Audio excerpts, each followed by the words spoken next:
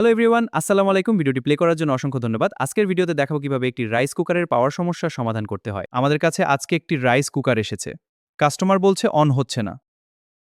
আমরা এখন মূল ভিডিওতে যাব। দর্শক, আপনাদের কাছে একটা অনুরোধ করব, চ্যানেলটি অবশ্যই সাবস্ক্রাইব করবেন এবং ভিডিওতে লাইক দিবেন। So let's go. দেখুন দর্শক, এটি হলো সেই রাইস কুকার যেটি আমরা এখন পাওয়ার সংযোগ দিয়ে দেখব। তো দেখুন, পাওয়ার সংযোগ দেওয়া হয়েছে কিন্তু কোনো লাইট জ্বলে না। তো এই সমস্যাটি আমরা আজকে সমাধান করে দেখাবো। তো ভিডিওটি দেখতে থাকুন। আমরা এখন রাইস কুকারটি ব্যাক পার্ট খুলে নেব। তো সর্বপ্রথম আমরা ব্যাক পার্টে যে 3টা নাট থাকে, এই স্ক্রু 3টা কিন্তু খুলে নেব আমরা। তো স্ক্রু আমাদের খুলে নেওয়া হয়ে গেছে। এখন কিন্তু আমরা এই যে রাইস কুকারটি ওপেন করে নিলাম। দেখুন দর্শক, ভিতরে রাইস কুকারে এমন থাকবে। তো এখানে আমরা এখন মাল্টিমিটার নিয়ে নেব।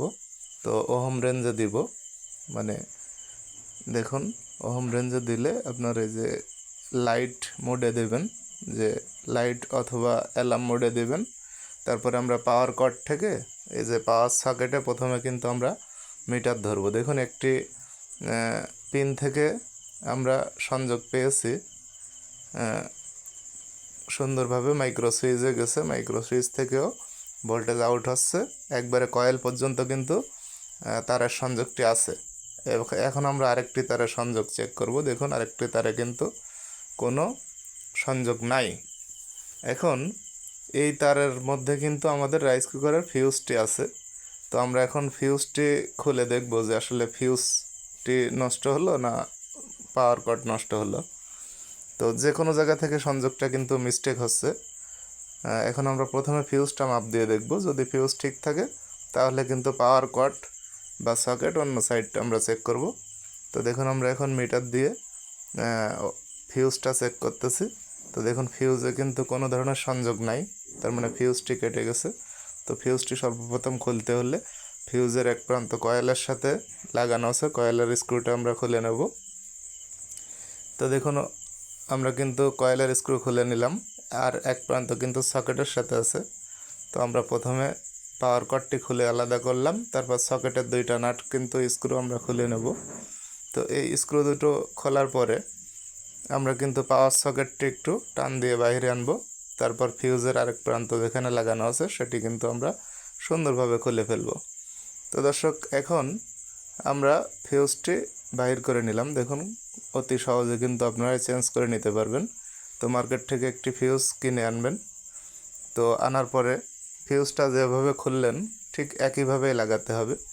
তো দেখুন, আমরা এখন পাওয়ার সকেটে কিন্তু ফিউজের এক প্রান্ত স্ক্রু দিয়ে লাগিয়ে দিচ্ছি।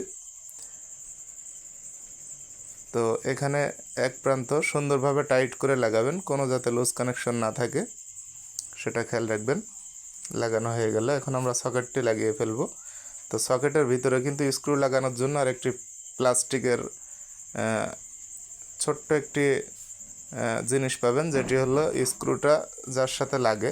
তো ওইটা কিন্তু সঠিক জায়গায় দিয়ে নেবেন। নেওয়ার পরে আমরা পাওয়ার সকেটের 2টা স্ক্রু কিন্তু লাগিয়ে দেব। দেখুন, একটা লাগানো হয়ে গেছে, আর একটা লাগাবো। তো পাওয়ার সকেট কিন্তু সেটিং করা শেষ। এখন আমরা ফিউজের আরেক প্রান্ত কিন্তু যেখানে লাগানো ছিল হিটিং প্লেট বা কয়েলের টার্মিনালে, সেখানে কিন্তু আমরা এই 2টা তার, একটা হলো ডিসপ্লে থেকে আসছে, আরেকটা হলো আপনার ফিউজ। তো এই 2টা জিনিস কিন্তু তার একসাথে করে যেভাবে ছিল আমরা কয়েলের সাথে সংযুক্তি করে দেব। তো দেখুন দর্শক, এখন একটু ময়লা পরিষ্কার করে নিলাম। এখন আমরা কিন্তু ব্যাক পার্ট সেটিং করে দেব। তো ব্যাক পার্ট সেটিং করে আমরা 3টা স্ক্রু যেভাবে লাগানো ছিল সুন্দরভাবে সেটিং করে আমরা চেক করব যে আসলে সমস্যাটি সমাধান হলো কিনা। এখন আমরা কিন্তু পাওয়ার সকেটটি পাওয়ার প্লাগটি লাগিয়ে নিলাম, কারেন্টের বৈদ্যুতিক সংযোগ দেব এখন আমরা, দিয়ে দেখে এই দেখুন পাওয়ার কিন্তু চলে আসছে। তো এখন আমরা দেখব, দেখুন ওয়ার্ম কুক 2টো লাইটই জ্বলে। তো এখন কিন্তু রাইস কুকারটি সমাধান হয়ে গেল। অসংখ্য ধন্যবাদ ভিডিওটি শেষ পর্যন্ত দেখার জন্য। আশা করি আপনারা ভালোভাবে বুঝতে পেরেছেন। সবাই ভালো থাকবেন, সুস্থ থাকবেন, আমার জন্য দোয়া করবেন। আল্লাহ হাফেজ।